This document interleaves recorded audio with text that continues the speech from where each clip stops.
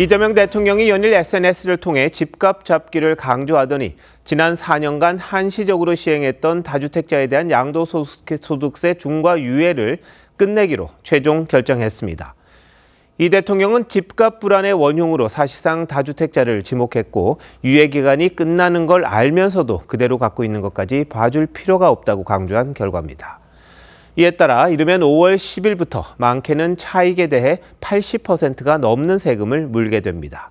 어떻게 되는 건지 유경 기자가 먼저 설명합니다. 다주택자 양도세 중과유예가 끝나는 시점은 5월 9일입니다.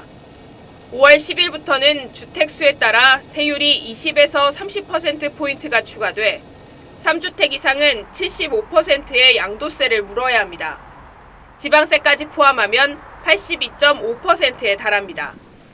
만약 10억 원의 차익을 얻었다면 8억 원이 넘는 돈을 세금으로 내야 합니다.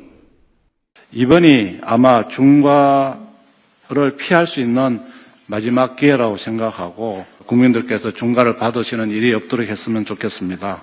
아마 없습니다. 아마 없습니다. 알겠습니다. 아마가 아니고. 다만 5월 9일까지 집 매도 계약분까지는 세금 중과를 피할 수 있는 길을 터주기로 했습니다. 가장 유력한 안으로 기존 조정 대상 지역이었던 강남 3구와 용산은 최대 3개월, 8월 9일까지 잔금을 치르면 중과를 유예하고 지난해 10월 정부 대체 때 추가된 조정 대상 지역은 6개월까지 유예 기간을 주겠다는 겁니다.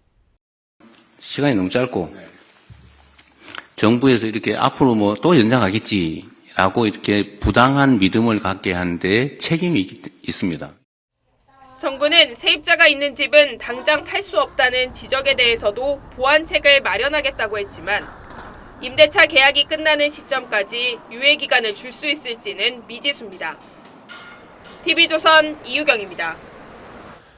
정부가 매매 조건에 따라 일부 퇴로를 열어주긴 했습니다만 이 대통령은 규제 완화를 뜻하는 건 아니라는 점을 분명히 했습니다. 이 대통령은 주택을 부의 축적수단으로 삼지 말라는 취지로 다주택자를 겨냥한 걸로 보이는데 그 과정에서 표현이 지나치다는 지적도 있습니다. 많은 분들은 청와대 참모 중에 다주택자가 있는데 어떻게 할지 궁금하시죠? 대통령은 뭐라고 했을까요? 이어서 최민식 기자입니다.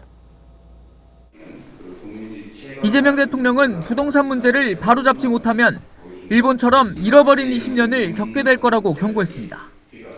대한민국의 부동산 이 문제는 정말 이 사회 발전을 통째로 가로막는 아주 암적인 문제가 됐어요. 5월 9일 중과세 유예를 종료한다는 정부 방침이 단순한 엄포가 아니란 점도 여러 차례 강조했습니다.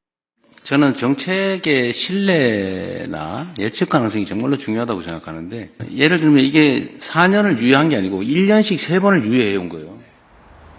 이 대통령은 또 최근 강남 3구와 용산구에서 전체 평균보다 11.74%가량 매물이 늘어났다는 보고를 받은 뒤 오늘 국무회의를 기점으로 매물이 더 늘어날 거라고 전망했습니다. 다만 청와대 참모와 정부 내 다주택자들부터 주택을 처분하도록 해야 한다는 지적엔 팔 수밖에 없도록 정책을 설계하는 게 정부가 할 일이라고 했습니다. 시켜서 팔면 그거는 그 정책이 효과가 없다는 뜻이에요. 제발 팔지 말고 좀 버텨줘 라고 해도 팔게 상황을 만들어야죠.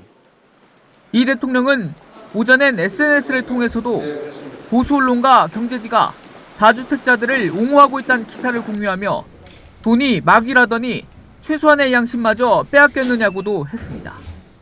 부동산 안정화 의지를 거듭 강조한 것으로 보이지만 막이라는 표현까지 써가며 정책에 비판적인 언론을 적대시한 듯한 태도를 보인 건 지나치다는 지적도 나옵니다. TV조선 최민식입니다.